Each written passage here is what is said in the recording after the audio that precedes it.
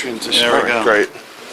Thank you, Dean. It's just terrific to be here. And this is actually my first time physically at FEE, and I got here early so that I could get the tour from Lee Curry, and I understand this is Henry Hazlitt's a library here, and he showed me some amazing things. In fact, I held some letters from Ayn Rand downstairs that have been, I guess, saved, that have been apparently in the basement. A lot of stuff here. I don't know how many of you know, but it's an amazing collection of memorabilia and archival material from the free market movement that was, most of it actually in this facility until recently, and much of it's been archived and moved to the Liberty Fund. But it's personally very meaningful for me to be here because I'm a sort of latecomer to the movement. In fact, I was a big left-winger actually in college, and I talk about that in the book. I was actually very confused, very deeply confused, in fact, and it was not but for a book on Marxism by a guy named Thomas Sowell. I had a course on Marxism. So I won't tell the whole story because it's in the book if you're sort of interested, but I just happened to take a course on Marxism from a conservative professor, and of course he didn't get tenure, needless to say, but while he was there, and so it was a textbook by this guy Thomas Sowell, and I read it, and I thought, gosh, this is really good analysis of this stuff that sounded so nice when I was reading the Communist Manifesto. And I had thought of some of these arguments. I can't imagine they're actually out there. So by my senior year in college, I had read enough stuff, enough economics that I realized kind of socialist sort of sophomoric infatuation with socialism was just that, a sophomoric infatuation, unfortunately nothing else. And I actually had a senior capstone course, and students got to pick one book. We, of course, read the kind of canons of Western literature, so, Plato's Republic and Aristotle's Politics and so forth. We got to pick one. And so students voted, and we wanted to read something by Ayn Rand. And so now, how often does this happen at a really liberal, sort of formerly Methodist college, that you read a book by Ayn Rand? And so my senior year, I frittered away my week of finals. I was supposed to be studying for a German final, reading Atlas Shrugged, actually. And so now I read it, it's like, man, this is a long book. But at the time, I was sort of transfixed by it because it was, it's bracing. I'm convinced this is something that makes Rand perennially attractive, is that it is bracing, especially if you've been in this kind of academic cocoon in which these things can't be spoken, and so then to find these things. Remember, this is pre-internet, when you could have a library on a campus and do, say, an independent study on, socialized medicine in Sweden, for instance. Okay, this is an interesting example. It's exactly what I did. And it turns out there's no book in existence that critiques the system, as I thought at the time. Every book in the library seemed supportive of socialized medicine in Sweden. It was in the 1980s. And so, I didn't realize at the time that the library had been stacked. So as in some ways, the perfect example of the problem. But by my senior year, I was convinced that economically, a market economy made the most sense, in these sort of utilitarian terms. But I was also Christian, and I did not think it could really be defended morally. I thought, there's the problems, the way this is sort of argued. I thought it was basically based on greed. Greed's always been considered, of course, in the Christian tradition, one of the 7 deadly sins. All the kind of typical sort of stereotypes that you have about the market economy, I still had. So I had this intellectual tension between thinking, okay, economically, free market makes sense, but morally it's somehow unsavory. Well, of course, this is 1989, the Soviet Union collapses, I go off to seminary, eventually find a book by a guy named Michael Novak called The Spirit of Democratic Capitalism, who is one of the few theologians that actually grapples with economics. This is something you wouldn't know unless you go to seminary, but a lot of theological types talk about economics. Not very many of them actually know anything about economics. That's the sort of irritating thing. And so I thought, it's funny because if somebody's going to write sort of theological reflections on cosmology or something, in science, or on chemistry, you would learn something about chemistry, presumably, like that there's a periodic table or there's helium and hydrogen. But economics, a lot of people think it's just purely ideology or opinion. And so you can just read off economic conclusions from your moral intuitions. And that's sort of the first key lesson that you got to learn, is that you can't really do that, precisely because the economic realm, first of all, it's a realm of reality. And so there are some basic realities and facts that you have to learn. And one of the facts is that the consequences of economic behavior are often counterintuitive. So if you don't know that, your moral assessment of the system is going to misfire over and over again. But I actually thought, well, okay, I had resolved this in my own head, so I didn't actually deal with this issue for years, and was speaking to college campuses about a lot of this stuff, including a lot of Christian college campuses, and then realized that a lot of the same dumb ideas, frankly, that I had, and this is being taped, so it's a little blunt, but that I had in the 1980s, had college students that were thinking exactly the same thing 20 years later. Now, the problem is that there are folks now in college that are voting that were not alive when the Soviet Union existed. They don't even remember. They don't perhaps even know what the Cold War was or what the Iron Curtain was.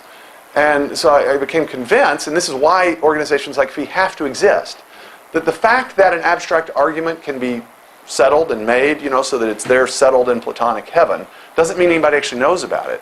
And it doesn't mean that it doesn't need to be articulated in the sort of contemporary idiom of that time. And so these arguments have to be made over and over again in new, I think, and interesting and compelling ways, and they have to be made with an ear to the way in which your audience hears things. And so that's what got me into this. And so I actually left a think tank where I am now again, moved to the Acton Institute so I could deal with this stuff.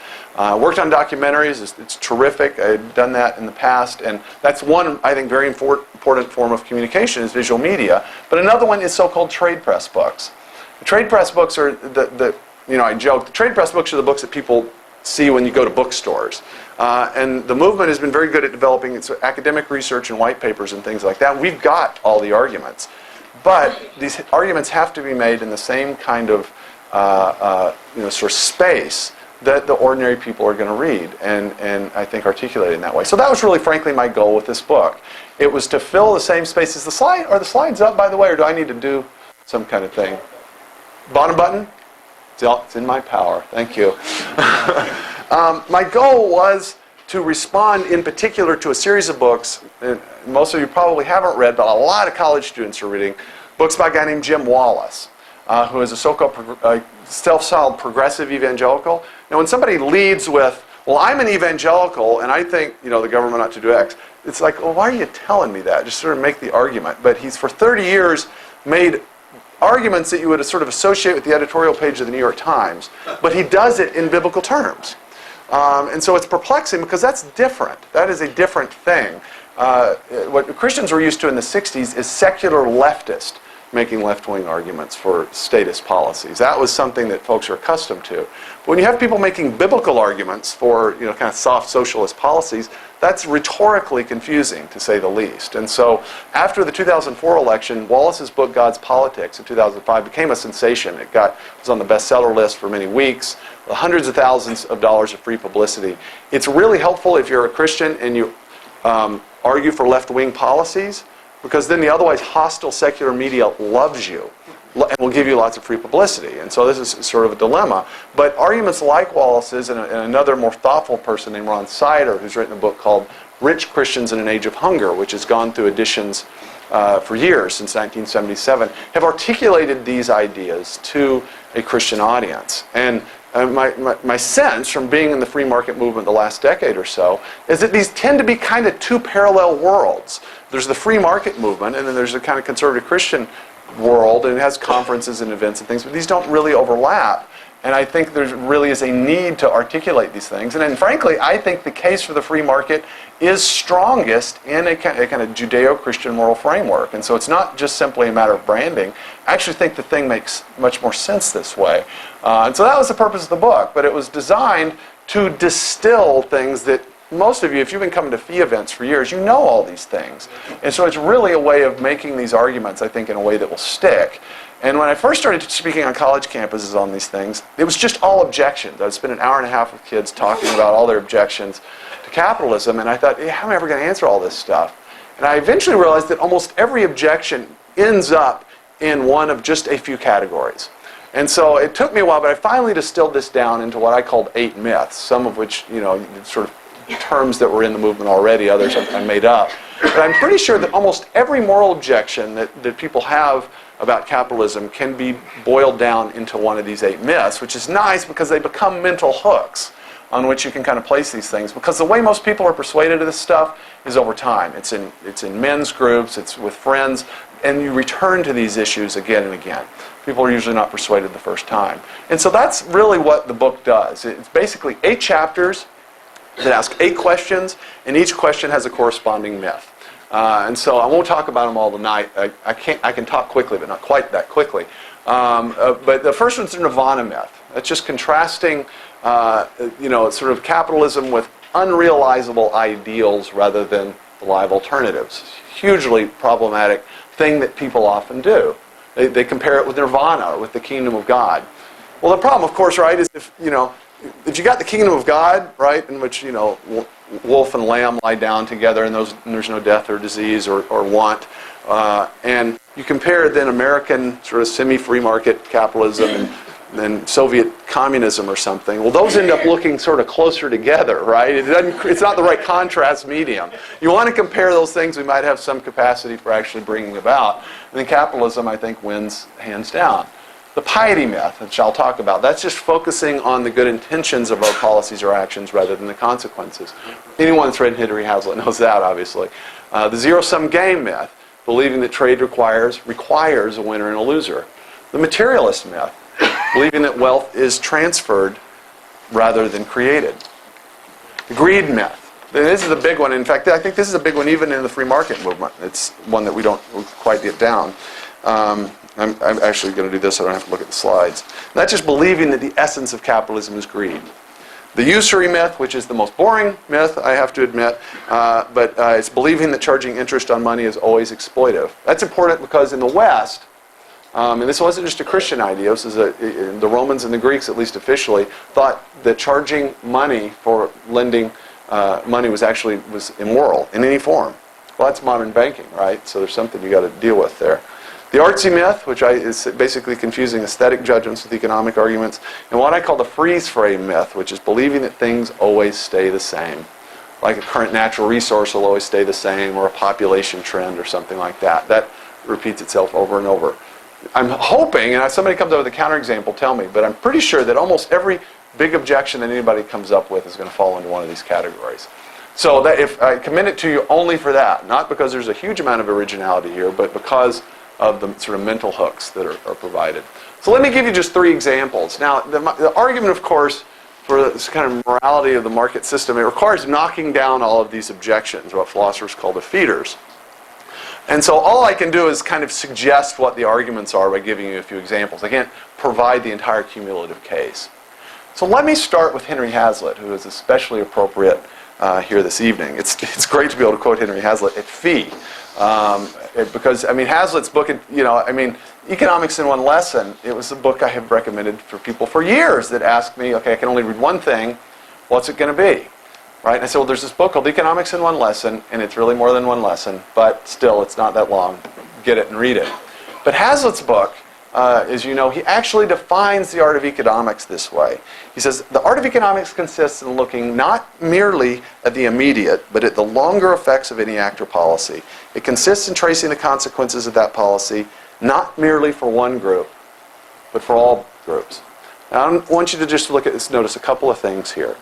First, notice he says the art of economics. Doesn't say the science of economics. There is a science of economics. The science of economics was actually involved in the financial crisis, I think, right? That was just, the science of economics is the complicated mathematical stuff that you learn in college that prevents you from ever studying economics, right? It's that stuff that's designed to sort of alienate everyone. And I'm joking. Of course, it's a very, very important subject, and it has a very, very important place. But I'm convinced that the sort of educated citizen doesn't need to know barely anything about the science of economics. What we need to know is the art of economics. And an art, unlike a science, an art is like a craft. It involves your intuitions. If you're an artistic person, right, like you're a designer, you know there's not a mathematical formula that tells you exactly where to orient the furniture and to put the pillows and stuff like that, right? Somebody maybe can design a program for that. I seriously doubt it can be reduced to math. It's an art.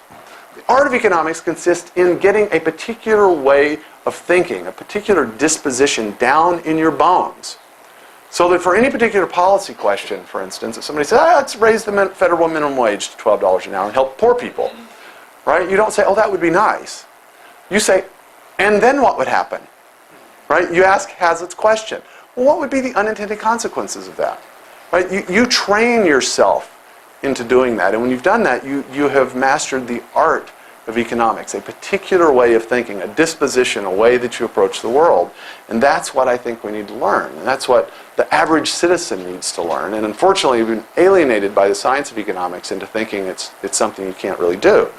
But the piety myth basically doesn't mind Hazlitt's point about the art of economics. The piety myth consists in focusing all of our moral attention on our intentions, what we intend to do, rather than on the outcomes of our policies. Now, why is that a danger, say, for a Christian, or for any theist, a person that believes in God? Right? Well, if you're a Christian, you know that there's two parts to moral components to every one of your actions. Because God cares not just what you do, but why you do it.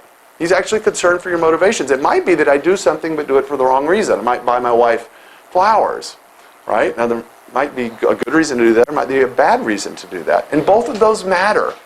God actually cares about this sort of state of your heart.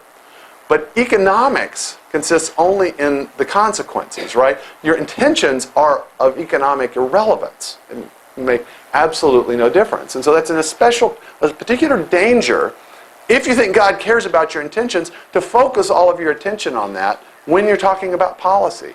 And even, in fact, to be kind of morally self-indulgent. Say, well, I meant well. But in fact, it really doesn't matter. Because you're also morally responsible for any anticipatable consequences of the policies that you advocate.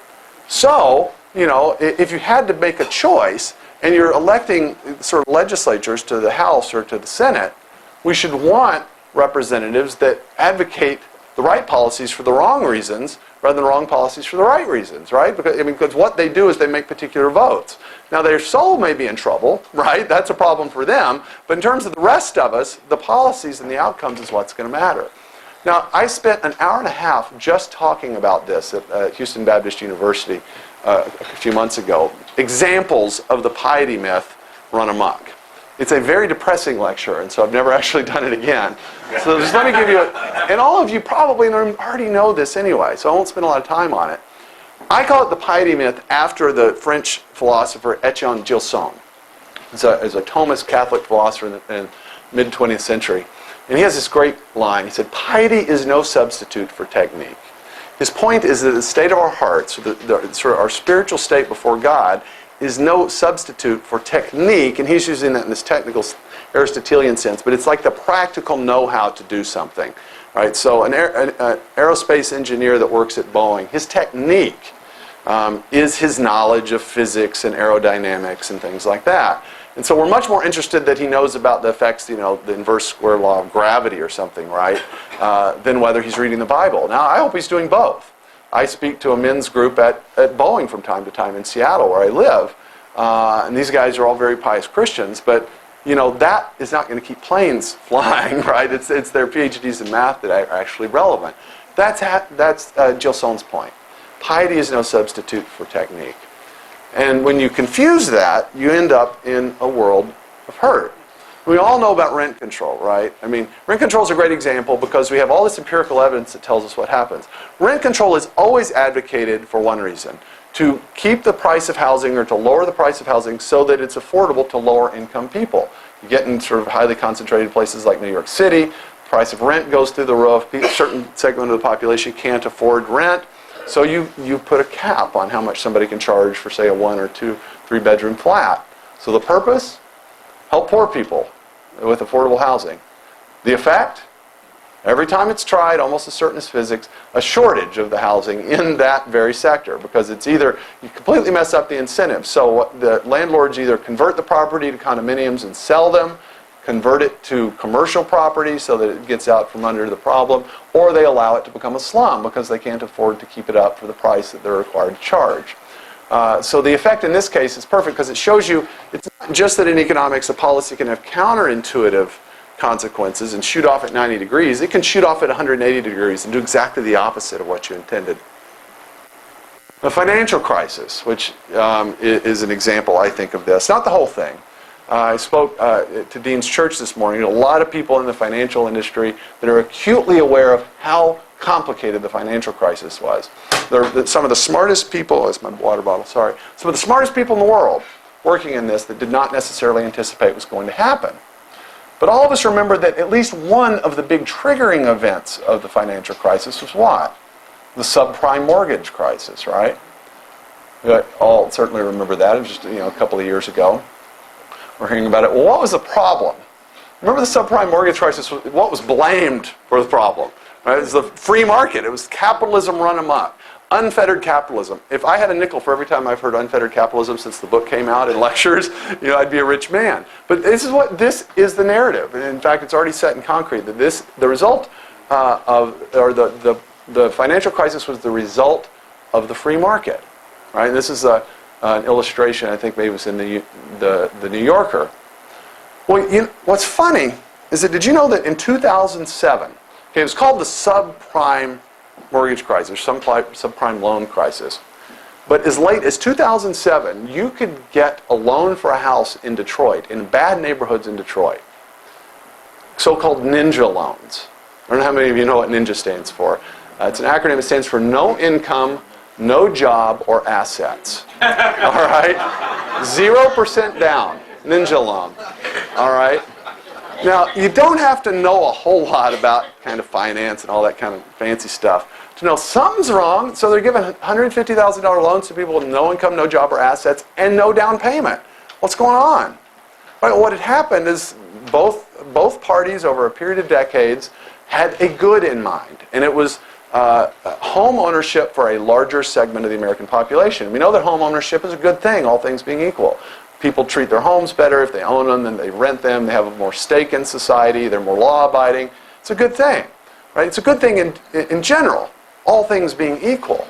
But it's a good thing in part because normally home ownership is the result of a set of habits that people have. And so normally, in a normal situation, a bank's not going to lend you money if they know you're going to default on it because they're stuck with the loan. All right? But what if they've been either coerced or encouraged over a period of decades to degrade the eligibility standards on the loans that they give? And what if they know that they can turn right around and they can sell that loan to someone else? And what if the organizations they sell it to know there's an implicit guarantee that if they go belly up, the government will bail them out? Well, of course, it completely changes the normal market incentive structure for the mortgage market. That's exactly what happened. So you have people getting ninja loans, right, in 2007, and then admittedly, over a period of years, very, very complicated financial instruments that I only scarcely understand, figured out ways to leverage and chop these up and to transfer them into different complicated forms so that, for instance, little towns in northern Norway, right, could own little pieces of millions of little tiny loans, including loans in places like West Detroit. And the whole town could go bankrupt as a result of it. Now, what you have is a sort of pyramid, right, that's built sort of on its point. But I would maintain highly leveraging things creates high risk, but the risk is only a problem if the thing at the bottom finally collapses. And the thing at the bottom collapsed because we had a mortgage market that was completely distorted. It was not distorted by the free market. It was distorted by a very specific set of government policies. And they're all policies that were based on legislators believing the piety myth because they wanted to do something to help people afford homes. That's a good thing, presumably. It's a depressing sort of prospect, but at least I think part of the problem results from that. Well, the second myth is the one I call the greed myth, and this is the one that's, if there's any point here at which things get a little complicated, it's here. So I hope you'll stick with me for just 5 minutes, because it's a kind of a nuanced point.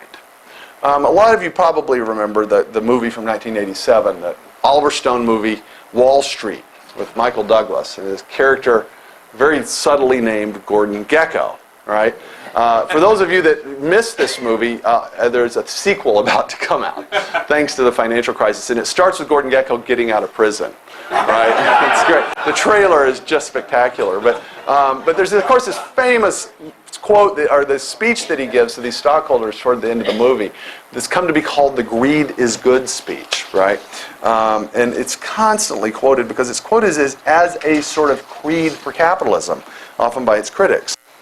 But in the speech, is part of what he says, greed is good, greed is right, greed works. Greed cuts through and captures the essence of the evolutionary spirit. Greed in all its forms has marked the upward surge of mankind. Now when you read this, Give you cold chills? I don't know. I mean, it doesn't really mean, I don't know. It's clear Oliver Stone is a big left-winger. And so when you see this, you might think, well, nobody's like this. And that's Oliver Stone. Of course he's going to say that. Right? But in fact, the greed is good argument is one that in the free market movement we often make. I was at an event sponsored by Hillsdale in a foundation a few years ago that's designed to bring Christian college professors together with free market think tank types. And these are groups, that it's very awkward, but you kind of get them liquored up and then they start talking. But the point was that these college professors from these Christian colleges are mildly suspicious of the free market movement, all right? But open, or they wouldn't be there. They wouldn't be at Hillsdale, obviously, right? So the opening speech is by a guy, and I won't say who he was. He's one of my favorite people in the movement, and his speech is "Greed is good," right? For an hour to a bunch of Christian college professors. Well, this is a disaster. Now, it's obviously a rhetorical disaster because greed is one of the 7 deadly sins. Greed is it's a disordered affection, all right, in which we attach significance to something that we ought not. And so there's a reason. If that's true, this is a huge dilemma. I mean, if greed is good and capitalism is based on greed, Christians have serious problems. In fact, I would say a Christian couldn't be a capitalist. And of course, the person that has popularized this is somebody that is popular around here and that I referenced at the beginning, Ayn Rand. Right? Now, Rand, if you read Rand and read Oliver, you know that she has nuanced, kind of, I think, idiosyncratic definitions of things. She just finds selfishness as rational self-interest and various things like that. But she also more or less, she used the word selfishness. In fact, she had a collection called The Virtue of Selfishness. And in that book, here's how she puts it. She said, capitalism and altruism are incompatible. They're philosophical opposites. They cannot coexist in the same man or in the same society. Now, if you know Rand, you know she also had a particular definition of altruism, so it's not as bad as it looks. Still, it looks bad, right? It looks really bad. Now, a lot of people, I'm not going to spend a lot of time on Rand. It's a complicated subject. And like I said, she was sort of important in my own formation.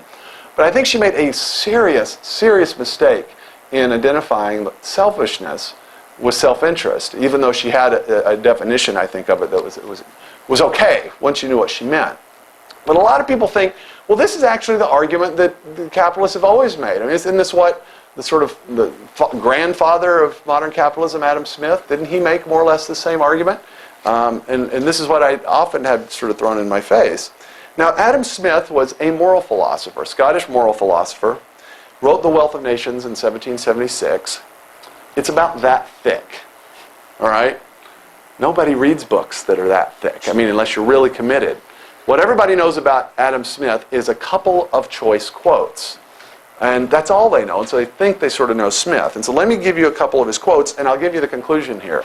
I want to convince you that what Smith says is not what Ayn Rand is understood as saying, and he was certainly not saying that greed is good or that capitalism is based on greed. And I hope to show you that in 3 minutes.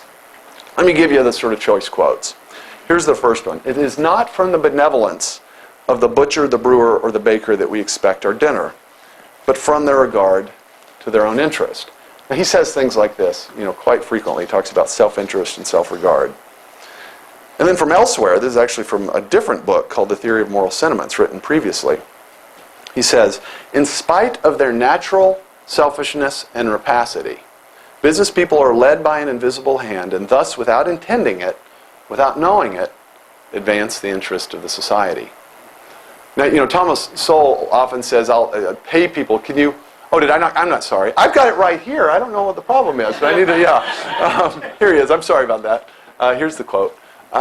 He said, I've heard him do different versions about pay anyone $1,000 that can find one nice thing that Adam Smith ever said about any business people. And he didn't. In fact, he says things like, never do they converge together, but that they conspire against their fellow man and things like that. Now, Smith was thinking about the mercantilists, and he was upset with the fact that the business interests and the government basically conspired to restrict, what we would call sort of free trade, and he called the natural system of liberty. He was also an academic, and academics tend to be kind of snobbish about business people, and I think he was, frankly. But we got to look carefully at what he said. Smith was not saying that greed is good. There are just a few things to remember. The first one, Smith was a moral philosopher. If you read his theory of moral sentiments or his letters or his other writings, he is quite clear that he thinks greed is a vice. In fact, he was very much a traditionalist. He was basically a neo-Stoic. He thought greed was a vice. There was someone who argued that greed is good, a guy named Bernard Mandeville, a Dutchman, who wrote a book called The Fable of the Bees. Are some of you familiar with The Fable of the Bees? I know probably some of you are. The Fable of the Bees is a sort of poem, and it's a story about these bees, and they're in this hive, and they're all very kind of greedy and grumpy and think about themselves and bicker, but they're very productive, and so the hive is very prosperous, and there's lots of honey, and everything is great. But they are self-reflective, and so they don't like the fact that they're so vicious, and so they pray to Jove to make them virtuous. And so Jove gets tired of, can you imagine a bunch of bees praying to you? You finally do something about it. So he says, okay, I'll make you virtuous. He makes the bees virtuous, and the hive collapses, falls apart. So he writes this poem and publishes it, and guess what? Nobody cares. I don't know what he's talking about. So he writes a second edition, I think it's about 15 years later, with commentary. He said, this is a commentary on British society. It's our vices, our most base vices on which all of our prosperity and riches are based. And he basically argues that it's precisely because we're so vicious that the British Empire is in fact so successful. Now what does Smith say about that? It's a perfect kind of litmus test to see what he thinks about this argument. Well, Smith spoke to Mandeville's argument. He said, there is this Dutchman, Bernard de Mandeville, and his system is wholly pernicious. That right there tells you Smith was after something else. Right? In fact, if you read his theory of moral sentiments, he argues for man's natural sympathies. The book is about how is it that we naturally develop sympathies for our fellow human beings across the street, or that we worry about people on other continents. He says we sort of naturally develop these capacities as social beings. Because both, yes, we're certainly individuals, we're also social creatures. We almost always exist in society. The more important point, and I'd put as a philosopher, the kind of analytic cut you have to make here, is that self-interest is not the same as selfishness. Now, every time you take a breath, every time you take your vitamins, or look both ways before you cross the street, or pray to God, or go to work on time, you're acting in your self-interest, right? It's not just that it's okay to do those things, that's morally praiseworthy. We teach our children to act in this way. Right? So it's not like, well, it's kind of it's a lesser of two evils or something. It's good that we do those things. We're self-preserving creatures, and so it's actually morally praiseworthy that we have legitimate self-interests.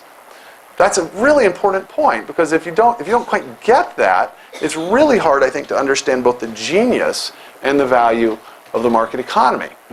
Now, if you look at his analysis of self-interest, Smith, it's actually quite sophisticated. It's not just you thinking about literally yourself. Your self-interest is sort of that sphere of things over which you have some direct concern and over which you have influence. So your children are in your self-interest, your wife or your husband, your neighbors, your coworkers. Those are all in your self-interest. That's the sphere over which you have interest and over which you have some hope of actually making a difference. That's Smith's larger point about self-interest. And his point about the invisible hand is that because of the market, people can act in their narrow self-interest, and if the market in which there's a rule of law is oriented properly, then people simply acting in their self-interest, either thinking literally about themselves or just saying, well, the butcher, right, I need to provide somebody meat so that I can get braces for my children. He doesn't have to think about the ultimate sort of value or the end of man or the ultimate outcome of his product. All he has to do is say, what can I provide that someone will freely buy? Right? And that's all he has to think about. And yet just from choices like that, in which everybody is just making choices within their sphere of self-interest, an order will emerge that's much grander and more complex than any order that anyone intended. And it will distribute goods and services and information better than any system devised by man. That's the insight about the market and about the invisible hand. It's not that, the greedier you are, the better you are. In fact, if you think about self-interest properly, it's actually the golden rule, right? Do unto others as you'd have them do unto you. That presupposes proper self-interest. Because that means that you have to sort of apply the golden rule, you have to have some sense of what would be good for you. You say, well, what would I want someone to do for me? And doing that, if you have a properly ordered conscience, then you'll be able to sort of infer what you ought to do for other people. That's properly ordered self-interest. So what is selfishness? You can think of selfishness as disordered self-interest in which that's distorted. And in the Christian tradition, evil is always understood not as a positive thing, but as a privation on good. So anything that God has created is good, but anything that's like a parasite on it or that draws away from it as a privation is evil. And that's what selfishness is. It's a disordered self-interest. Now notice that Smith has this distinction in the background. Notice what he says here in this quote.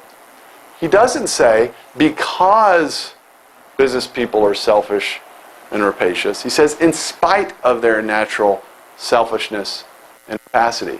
So what's he doing? He's not affirming it, is he? He's also, in the previous quote, he's not saying the butcher, the brewer, and the baker ought to be selfish so that good may prevail. What's he saying? He's saying in the market economy, the invisible hand emerges because it's the system which channels both our legitimate self-interest and our spite and our selfishness and our greed. So whether we're simply being creative and working hard and pursuing our legitimate self-interest, or we're being greedy and selfish, in order to succeed in a market economy, you have to do something freely that will provide something for your neighbor. That's Smith's point. So the market channels legitimate self-interest and selfishness or greed or vice into socially beneficial outcomes. That's a crucial analytic distinction, because when you do that, you realize capitalism channels greed. It's not based on greed and selfishness, and that's what you want in an economy. You want in a market system or in any economic system, you want a system that's appropriate to human beings in our actual state. We're creative, we can work hard, we can provide for other people, so you want a system that's going to reward that. You also want a system, because of the fall, everybody's affected by sin, and so you want a system that's going to take account of that and is going to, insofar as possible, channel even our sinfulness into beneficial outcomes. That's the crucial point. That's by far the most complicated sort of moment here, I hope, tonight. So let me give you one more example, the zero-sum game, and this is much, much lighter stuff. Now, the zero-sum game myth, you've all probably heard the term zero-sum game. It's drawn from game theory. And you can sort of think of it as kind of three ideal types of games. You've got win-lose games like checkers and chess and football and things like that. And that's just any game where if one person wins, another person loses. That's a zero-sum game. It's like 1 plus minus 1 equals 0, so it sums to 0. Win-lose.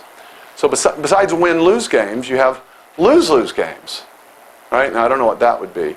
Maybe the new sort of healthcare reform act or something. I don't know. I never can think of examples, but nuclear war in a small room or something, Nobody plays them, so you don't hear about them, right? But so you got win-lose, you got lose-lose. You've got win-win, obviously, right? There's some weird skit right now online, by the way, with this guy learning the win-win hand signal. This is the win-win hand signal, apparently. But the question is, okay, is a market economy one of these types of games? Is it a win-lose game, a lose-lose game, or a win-win game? Now, that seems so obvious if you're sort of used to free market arguments, but millions and millions and millions of people assume it is a win-lose game. Every time you talk about the gap between the rich and the poor rich get richer, the poor get poorer. If I got rich, somebody else probably got poorer. Presupposes the zero-sum game. So the question you got to ask is, is this true? Is there some way we could show it? Well, I think there's two really kind of basic, intuitive ways of showing it. And the first is the simple logic, right? And all of you, if you've read I Pencil or anything by Leonard, you all know this. I learned this the hard way, and this is actually a game I played in the 6th grade that I'd since learned was called the trading game. Some of you may have played it. In my case, I grew up in Amarillo, Texas. It's Texas, but it's northern Texas, so it's hot most of the time, but you get ice storms periodically during the winter. And I guess the teacher had anticipated these ice storms, so she went to the store, and she bought a bunch of toys in the dollar section and brought them to class. So we're trapped inside during recess, so she hands out the toys. Now to simplify this, right, just imagine there are 25 kids in there in 5 rows of 5, all right?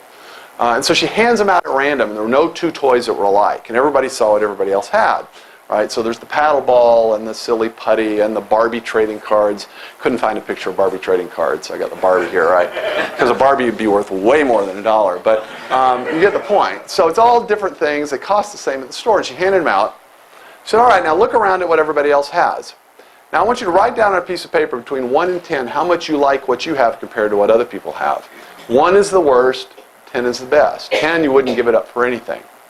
So we all write down the number. She has us call out the number, and she adds it up, writes it on the board, and it's, I forget what it was, but it's some number. Said, all right, now each of you can freely trade with anyone else in your row.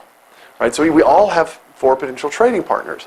Now notice she said freely trade. Right? So this is not the Lord of the Flies. This is not anarchy. Right? You freely trade means that they have to agree as well. You can't clock them over the head. And so if you get someone to trade, then you can do it. So this happened. She gave us a couple of minutes. Settles down. She said, okay, now write down the score of the thing you have in your hand. Everybody wrote it down. Added up the number. And everybody knows what happened. The number went up. Right? The total sum went up. And she said, all right, now one last round. You can trade freely with anyone else in the room. So everyone had 24 potential trading partners. And then when you think about all the possible permutations of multiple trades, it gets astronomical. And yet the dumb kid in the back that hadn't spoken all year is suddenly, on fire, figuring out complicated trigonometric functions to figure out, how to get exactly what he wanted.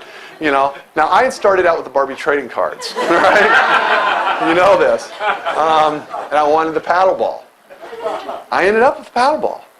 And I offloaded the Barbie trading cards to some foolish person that apparently wanted them. All right? But so it went on much longer, but it finally settles down in which no more free trades are possible. She had us all write down the number of the thing we had then, added up the total, and of course the number went way, way up. Now what does that illustrate? Well, in the book I give about 8 things it illustrates. In fact, almost everything I needed to know about economics I learned in the 6th grade. So that sounds smart, except I didn't figure this out until I was 40, and I was thinking about this getting later. And I thought, wait, I don't maybe she told us the economic lesson, but I sure didn't get it. But I mean, what's the point? The point is that the very logic of the game of free trade means that it's win-win for those who engage in it. It doesn't mean everybody's equally well off. It doesn't mean everybody got exactly what they wanted. It means that even when nothing new is added to the system, just the original input, and then the logic of the network, the logic of the rules themselves, right? The rule of law in this case, so that people couldn't steal from each other, couldn't kill each other, right? They had to sort of freely trade. The logic of the game itself means that the outcome is going to be win-win. And the larger the game, the better the outcome. That's the basic lesson. That's the basic argument for free trade. Now what's great about that is in this case, nothing new has been added to the system. But of course there is more to the story in market economies, is there not? And that's the sort of second response, right? And you all know this illustration, the pie, right? A lot of people think of wealth as a pie. A pie is a fixed amount of stuff. And you think of the total amount of wealth, it's like this pot of gold out there, and some people got there too early, got more than their fair share, didn't leave enough for the rest of us. It's like a pie, When you got a pie, the best you can do is slice up the slices equally. And people can tell, if you didn't do it, right? Because you got the bigger slice, and that means everything else is a little smaller, unless you eat it beforehand. I mean, it's kind of obvious, right? It's a physical manifestation of a zero-sum game. Now, some of you may remember, I think it was in the 2004 presidential debates, President Bush, bless him, was talking about the importance of economic growth. And he says, I believe in an economy in which we make the pie higher. It's so funny. Now, what's great about President Bush, he actually made fun of himself for the next 4 years and mocked himself on this. So I've sort of taken this as my rallying cry. We want to make the pie higher. Of course, his point was we want to make the pie larger. So the economy, in fact, is not like a pie because you can't make pies larger. I mean, unless you I don't know. I just thought of the relativistic counterexample. You get close to the speed of light, does it grow? I don't know, but you get the point. Pies don't grow. The economy is not like that. Now, this seems so obvious. Economists, we all know that market economies, over time and over the long run, right, despite the bumps and the bruises, they grow. Total amount of wealth goes up, right? So new something or other is added to the system. Unfortunately, half the human race in the 20th century languished under a system that was based on exactly this view of wealth. If you read the Communist Manifesto, which I did my freshman year several times, it's almost completely highlighted now that I look back at it, Marx makes basically this argument. He said, capitalism will sow the seeds of its own destruction. Because what capitalism does is you've got the sort of the capitalists, right, or the bourgeoisie, the owning class, the people that own the means of production. Then you've got the wage earners or the laborers, right? And what happens is that what the capitalists do is they're not profligate. Marx was more sophisticated than people sometimes give him credit for. He knew that capitalists didn't just make money and then go out and spend it, in bars and booze and gambling. So what happens is the capitalist will hire wage earners, let's say, to make shirts or something, and they'll make shirts and he'll pay them as little as he has to get the job done. And then he takes the product, and so let's just say it's shirts. He sells them on the market, and if he can sell it at a profit, well, the profit is however much he could sell it over the cost of production. He gets to keep that surplus value. And Marx said, but because the real value is only the cost of the labor, he's exploited the laborers. So it's a surplus value in that profit. And what he does is he takes the profit and he reinvests it in more productive equipment. And with more productive equipment, they can now make more shirts for less money, and so he can either pay them less or he can fire people and have fewer workers. And over time, they continue to do this, and the labor gets more and more productive, and the capitalists get wealthier and wealthier. So the total amount of wealth in the economy over time will move from the hands of the horde of laborers to the few very wealthy capitalists. All the wealth will be transferred. And this is exactly, and because of that, I mean, here's his idea, and this is not fabulous animation, okay? I'm just warning you here. This is not the extent of my capacity. And I don't know if you can see the colors, but this represents not the people, it represents the total amount of wealth in the hands of the different groups, okay? So let's say at the beginning, the capitalists are in the chartreuse there, and the laborers are the red. So they start off with the majority of the total amount of wealth in the system. But because of this process of productivity and exploiting surplus value and everything, the wealth slowly gets transferred so that the capitalists end up, though there's just fewer and fewer of them, they end up with the vast majority of the total wealth, and the vast majority of the population in the red ends up with very, very little of the wealth. So what's going to happen? Well, what's going to happen is that because of this, the laborers are eventually going to revolt. They're going to confiscate the means of production. They're going to liquidate the capitalists, and they're going to hold the wealth or property or the means of production in common. And then at some undisclosed future date, the state will wither away, milk and honey will flow in the streets, and everybody will do what they want. That was the sort of theory. He always got stuck on that first socialist stage in reality. But notice that Marx's theory, the whole argument, presupposes the zero-sum game, right? It presupposes the pie. When Marx was making his argument, when he wrote the Communist Manifesto, a few miles away there were factories. We would think of them now probably as sweatshops, admittedly. Not pleasant working environments. But his prediction of his theory was that their wages should have been going down. The wages were going up at the time. So at the time he wrote it, the empirical evidence was going against him. What do we know that actually happens in a market economy? Right? Well, the pie grows. Okay, this is the fabulous animation I was telling you about here. All right? I mean, you get the point. Now, of course, the proportions change, but the pie grows. Why does that matter? Well, it matters because what that means is somebody can get fabulously wealthy in a market economy, not by taking the wealth from someone else, but by creating wealth that wasn't there before. And to do that, they normally have to create something and produce something and provide something that people want and that they freely buy. So the market economy, by its very nature, freedom is a win-win game, and it's really a win-win game when you realize that the total amount of wealth goes up over time. Now, I've talked about money, I've talked about greed. I haven't said a whole lot about God, but I'll just end with this, because this is, to me, the most interesting thing as a Christian about a capitalist economy. Because economists know that wealth can be created, but it is a very mysterious thing. In fact, it's very counterintuitive. A great scientist and science writer Isaac Asimov, talked about this. He was a socialist. He said, well, I don't know. It doesn't make any sense to me, and I think it's all a gimmick. I mean, he was sure that somehow this didn't hold up. What's interesting is that the sort of Judeo-Christian view of the human person is that we are creatures made in the image of a creative God. God is this transcendent that can create the universe out of nothing. He calls the universe into existence that wasn't there before. Then he creates these beings. In Genesis 1, on the sixth day, he stops and God suddenly refers to himself in the plural. He says, let us make man in our image, after our likeness. And male and female, he creates them. So the creation of men and women is an encore in God's this sort of creation narrative. And he makes us in his image.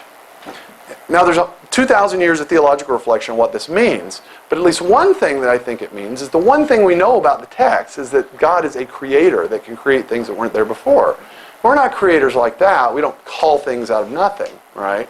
We take the material substrate that God has created and we have the capacity to transform it.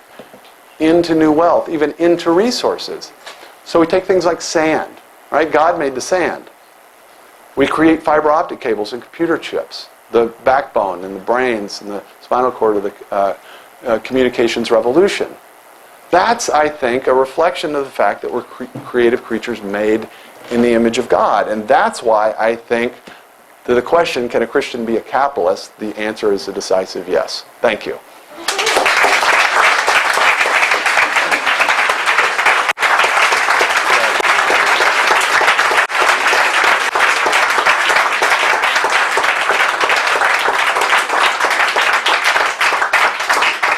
So, Lee, what do you want me to do? Do you want me to just field questions from here? Field questions. Okay.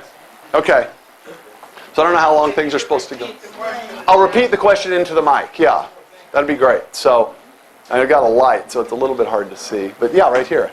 I would like to make a statement and have you react to it. Okay. I would posit that a Christian, if he believes that man has fallen and is selfish and evil, that a Christian then can only be a capitalist because it is the one system that, in a sense, steers these fallen, selfish beings toward good the way that Adam Smith suggested. Right. What would you say to that contention? Yeah, and I think probably folks could hear that, but that if a Christian believes in the fall, then it's really the capitalist system is the only economic system that accounts for that. I actually think that's right. I wouldn't go so far as to say it's not like the Bible is not an economics textbook. You can believe the Nicene Creed and be a socialist. There's not a logical contradiction. But if you look at the whole sort of broader Christian worldview, one of the basic claims of the Christian worldview is the fall, and the fall is universal. So, not even, people in the Commerce Department are immune to it, much as we would like them to be.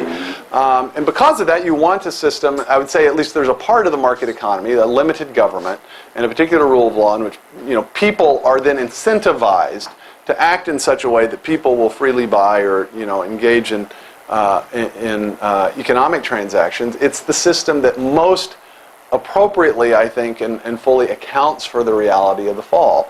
Of course, the fall is only half the story. I mean, human beings, as I emphasized at the beginning, are creatures made in the image of God. We continue to bear that image, but we bear it in a fractured way in which we're fallen. So we're not simply perfectly rationally self-interested beings. Sometimes people are selfish, and their selfishness actually contradicts their self-interest, strangely enough. My wife works with lots of students, and there's a scholarship program in the state of Washington. You can have a full ride scholarship to any state university in the state of Washington, and all you have to do is get a 2.0 and not go to jail with a felony. And you know what? It's hard for a lot of people.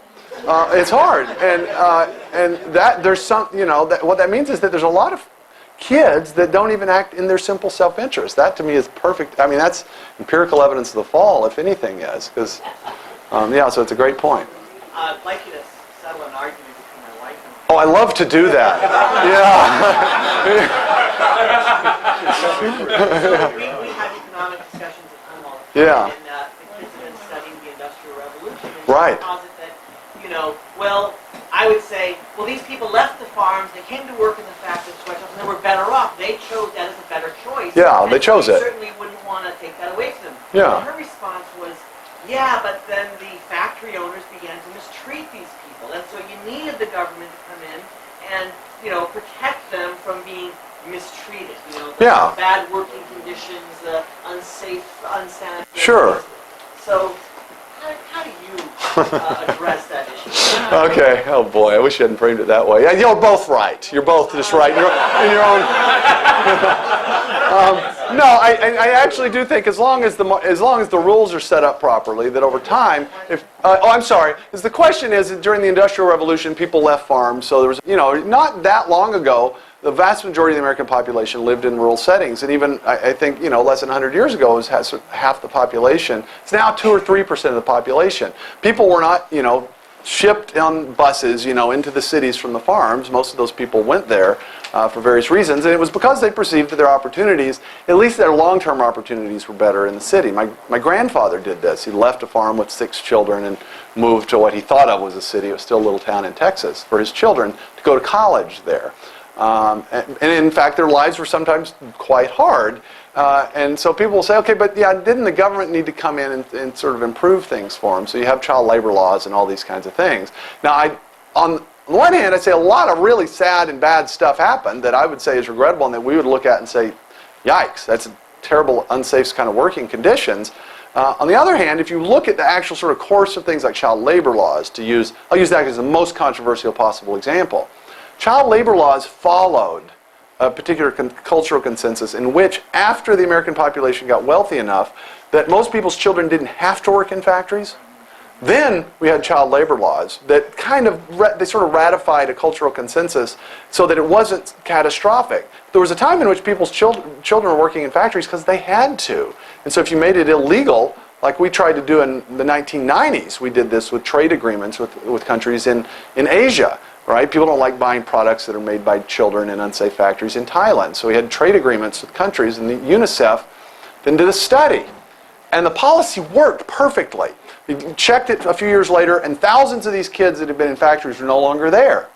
And so they were all probably in Tony little private schools somewhere, right? I mean, that's what people must be thinking. Well, this is UNICEF, right? UNICEF said, well, unfortunately, they all ended up in much unsafer outdoor jobs and brothels, right? Because they had to. And so when you actually look at these labor laws, a lot of them actually followed on rather than kind of improving the conditions. And I do think if there's actual choices, right, so there's places where people can work, then if it's really bad, they're going to vote with their feet.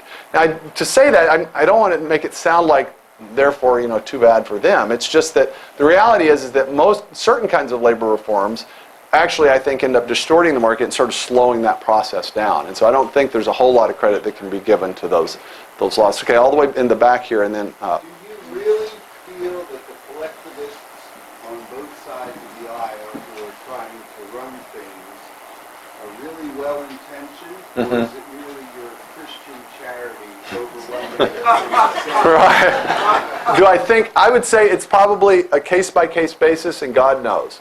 I think in a lot of cases it is. I think the people I talk to every day that just want to raise the minimum wage to help poor people, they've not spent 10 seconds thinking about it, and that's just what they think.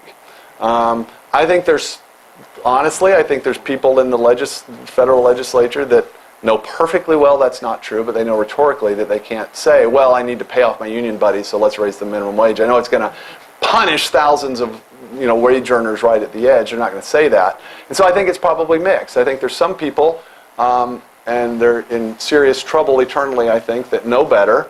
And there's other people that I think simply are believing the piety myth. But in either case, you have to use the piety myth whether you believe it rhetorically. You have to use it at least as an argument.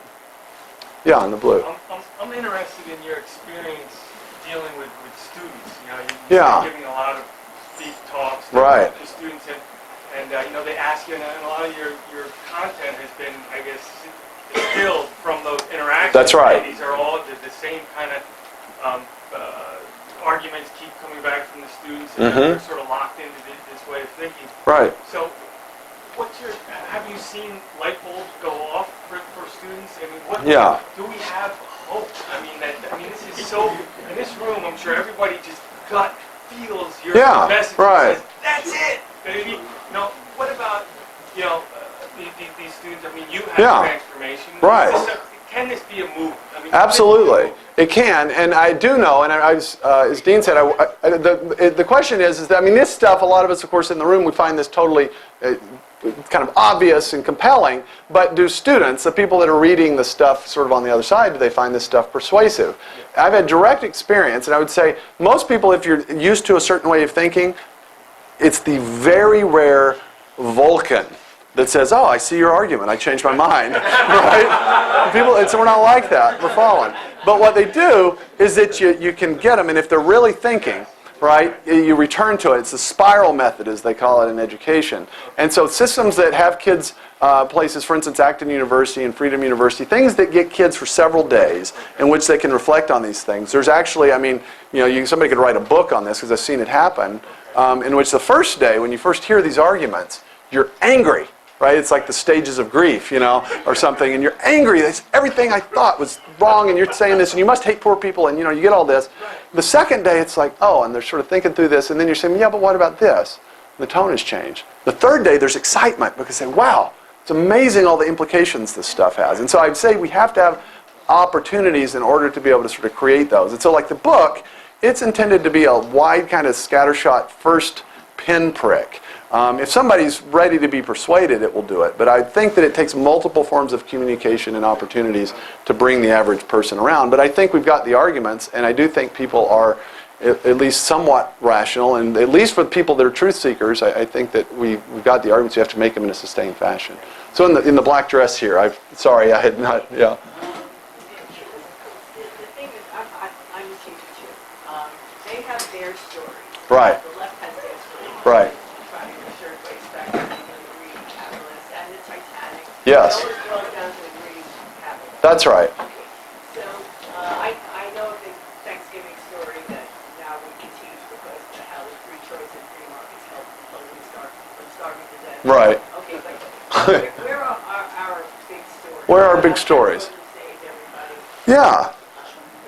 We need those. The question is, the left has lots of good stories, and we need good stories too. I mean, Jesus did not speak, if you read the Gospels, he doesn't give you sort of propositions of moral philosophy. He gives you parables. Because most of us, first of all, we remember, if you've ever heard a sermon, right, it might have 3 points, but you remember that really good story he told about the Christmas, where he didn't get anything. I mean, you just remember stories.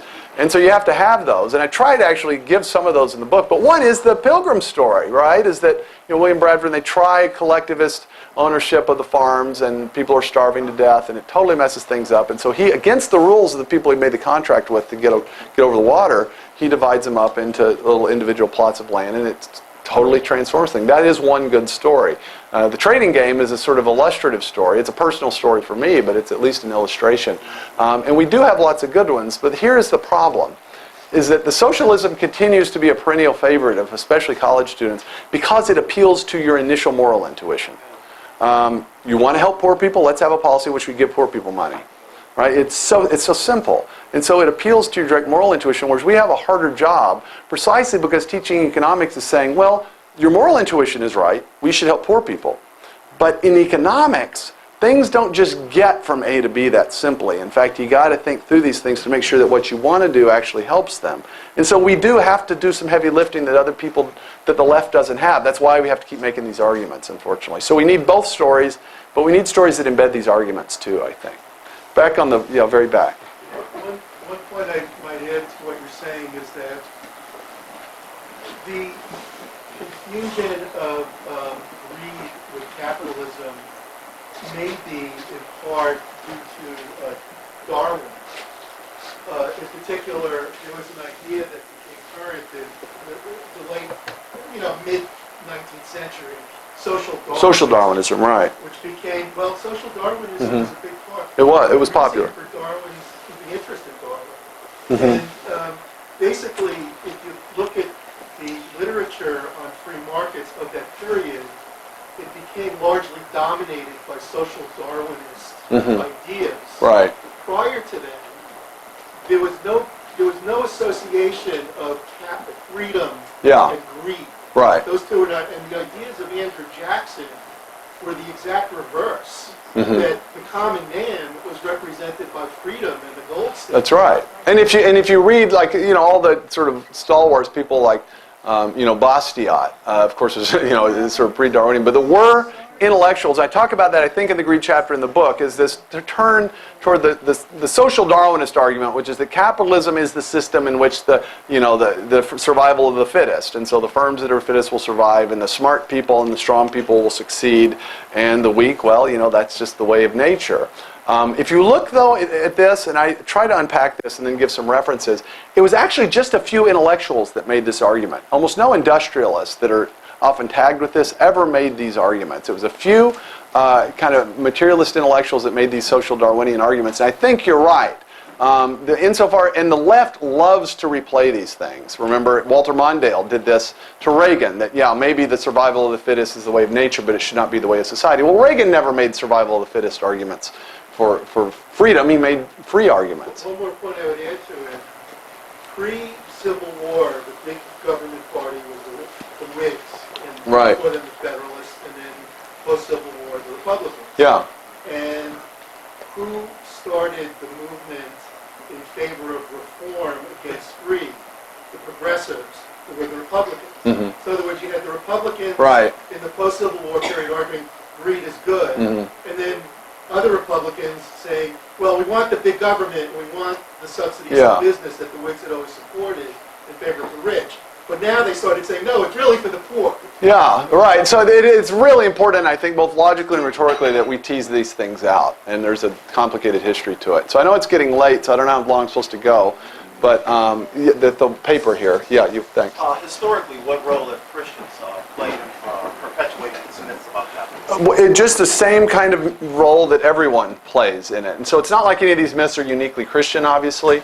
Though I would say the piety myth is the one that Christians have the hardest time with, precisely because if you think that your intentions are morally significant, I think you're more likely to be concerned about that. You're less likely to fall for the piety myth if you're just a raw utilitarian, probably.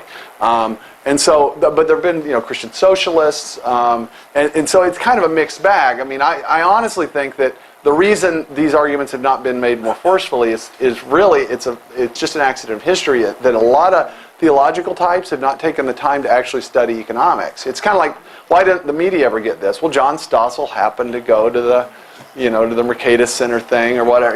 It's the same thing. A lot of theologians and religious leaders just haven't taken the time to learn this stuff and to realize, wait, there's a lot of kind of implicitly Christian stuff in this. The value of the individual, freedom, private property, all these things. And so that's why, it's one of my life's missions is to convince Christians of just this point, that even though these arguments have not always been made in Christian-friendly terms, it's natural. In fact, I think all the kind of basic ideas of free market capitalism you can find somewhere in Scripture. So yeah, right next. You would be able to use those same arguments for anarchism also, would you not? I didn't catch the last. Those Christian arguments you can also use to support anarchism. Well, anarchism, I don't think so, actually, because the first, in fact, I give at the end of the book the kind of 10, this was a thing we tried to do at Acton, the top 10 ways to alleviate poverty, and the first one is rule of law. And so that's a kind of, I think, a big part, a big place in which anarchists, and I think at least a Christian argument, and I also think rule of law is just empirically a very important point. I do think that there is a Muslim way to make this argument, and in fact I have a friend, a guy named Mustafa Akyol, I'll just give you an ad for his book, that is coming out with Wiley, and I think it's going to be called The Muslim Case or Freedom or something like that, and he makes a lot of these arguments, but it's in specifically Muslim context, and I'm incompetent to do that. I don't know how the argument can be made, but he's convinced that there is a kind of explicitly Muslim way of making these arguments. But I can't make it. So yeah, right here. Ayn Rand liked to shock people into thinking. And she used the term selfishness. Right. Which gave the connotation that you're going to be harmful to the next man, and then purely explained, as you pointed out, that she didn't mean that Right. resulted harm for mutual gain. Right. Suppose she had used the term that she actually meant, which was self-enhancing. Yeah.